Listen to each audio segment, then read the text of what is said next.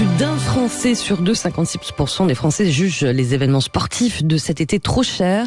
C'est ce qui ressort notamment du dernier sondage du site Voyage Pirate, réalisé à l'occasion de l'Euro 2024. Et on en parle avec vous, Lucille Grigné, bonjour. Bonjour. Merci d'être avec nous. Vous êtes manager à Voyage Pirate. Vous venez donc de publier un sondage auprès de vos utilisateurs, plus de 1000 de votre site. Alors on le voit, on va en revenir en détail sur ce sondage qui révèle bien la crise du pouvoir d'achat, mais en même temps, voilà, les gens ont envie quand même de profiter de cet été très sportif entre l'Europe de foot en Allemagne, le Tour de France et les JO, les JO de Paris.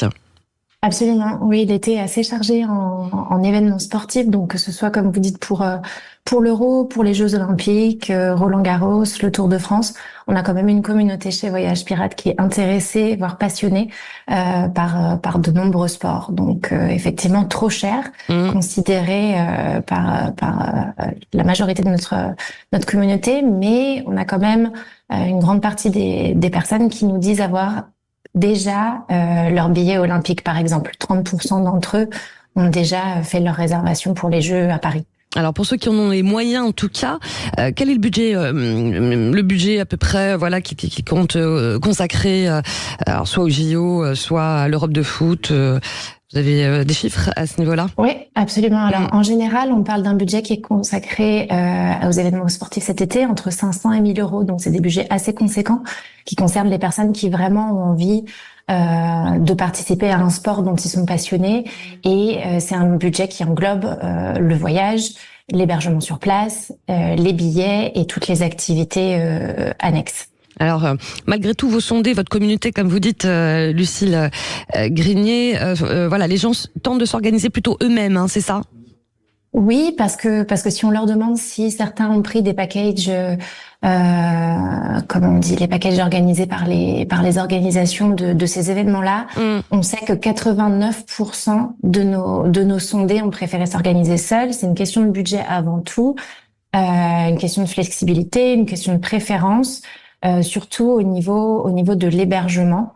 On sait qu'il y a énormément de gens qui essayent de privilégier les hébergements chez les amis ou la famille pour réduire au maximum le budget de ce côté-là. Et puis après, pour tout ce qui est transport, c'est plus facile de comparer du train, de l'avion, un transport personnel. Que d'être déjà engagé dans un package officiel trop précis. Ouais, c'est ça. Alors, ce qui ressort aussi de votre sondage, c'est la sécurité. On sent que c'est un enjeu, on le sait, c'est un enjeu majeur forcément pour les organisateurs, mais c'est aussi un sujet de préoccupation dans votre communauté. Oui, en général, alors pas extrêmement préoccupé, on dira, oui. Mais c'est quand même une question. Les gens se renseignent sur les mesures qui sont prises dans les différents lieux, sur les lieux des événements, mais aussi dans les villes qui accueillent les événements. Donc voilà, on sait qu'en général, nous, on a une communauté, des usagers qui sont plutôt français, et on sait qu'en général, les personnes plus concernées par la sécurité, qui font plus attention au sujet des attentats, c'est plutôt des communautés et des voyageurs américains, chinois. Donc les Français sont intéressés par les informations qui concernent la sécurité, mais pas spécialement préoccupés. D'accord, bien noté. En tout cas, voilà, si certains de nos auditeurs veulent rejoindre votre communauté, ça s'appelle Voyage Pirate. Merci beaucoup, Lucille Grigné, d'avoir été avec nous ce matin. Merci.